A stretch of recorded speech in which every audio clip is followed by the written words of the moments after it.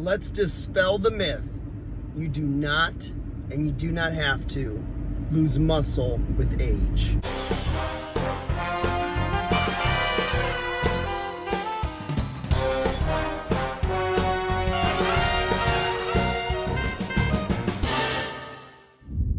Hey guys, welcome back to 5nothing100nothing.com. I am Fuck It. Well, that stands for the fittest underdog guru using intelligent tactics. All right, guys, today let's talk about it.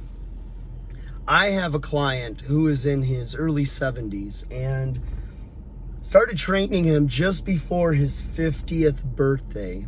And he wanted to put on some muscle, lose some fat, do all those things that we all want to do. Now, he had worked out with trainers in the past and, basically didn't know a lot about fitness overall.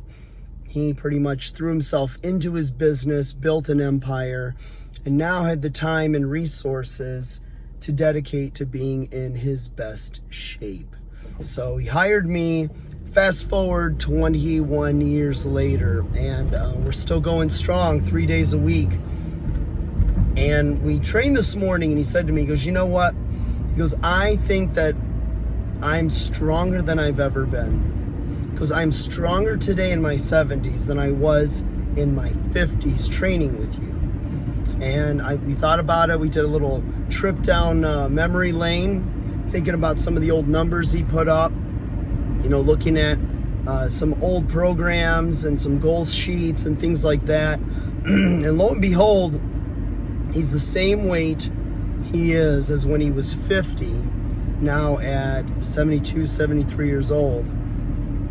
And he's actually stronger on all of his lifts. He's put on more muscle. His body composition is better.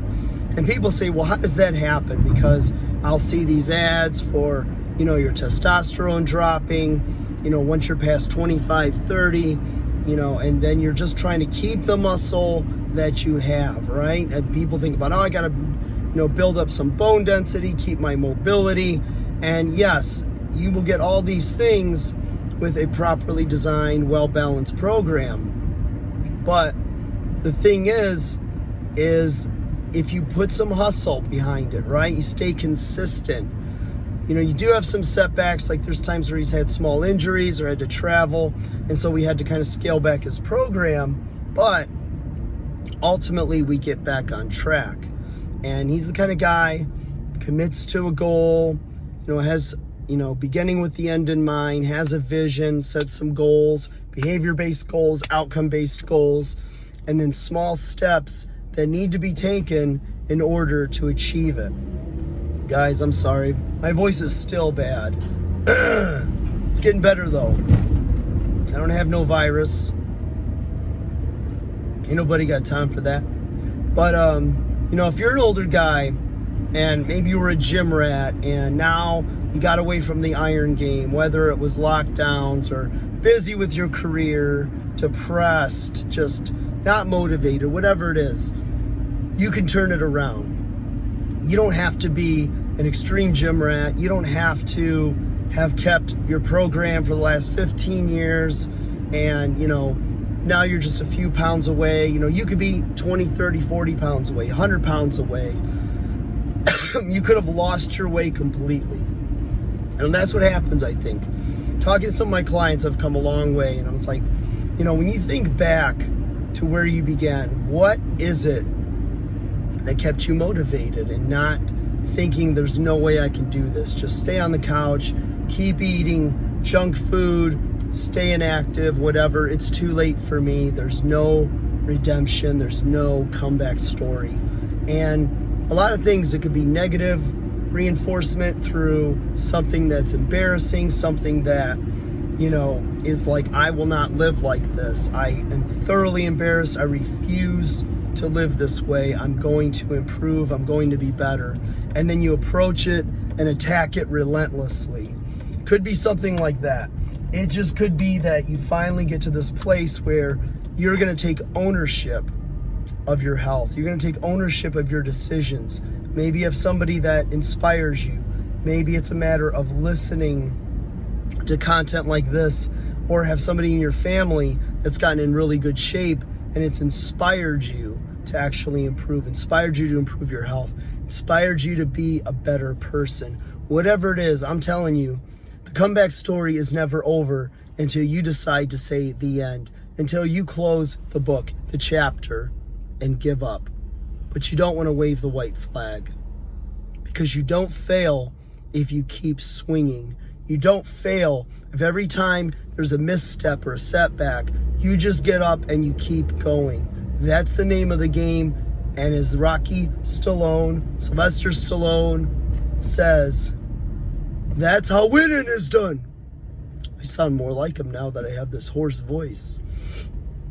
You hear it? It's hoarse. I can't even do a horse's voice. You can see the dust on my windows. It's construction season. That means longer commutes, more traffic, more hassles, headaches, and horse crap. But that's okay. Got off track there. Guys, there's all types of programs out there. You can look at men's magazines. You might get ads showing a jacked, ripped, shaved, tanned guy with a full head of white hair. I don't know what ad that is, but you probably do. For testosterone boosters, testosterone replacement. And you know what? That's between you and your doctor. If you have low testosterone levels and need something like that for better health. But much like the days of the diet pill crazes, there's definitely appeal with the quick fix, or just take this and everything comes together. But the truth of the matter is, the real answers to these problems are not sexy.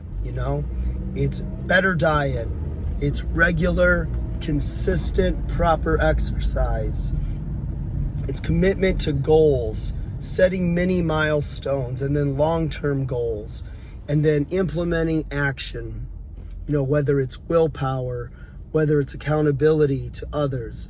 There's a lot of ways that you approach goal setting and achievement, and everyone's a little bit different. But I'm going to tell you that it's possible. And I love nothing, and I mean nothing more, than to hear about people's testimonials, whether I'm working with them directly or just hearing about it in a story, in a news clip, on a show, whatever it is. I like to see people win, because you can win when you decide to win. Like, share, subscribe.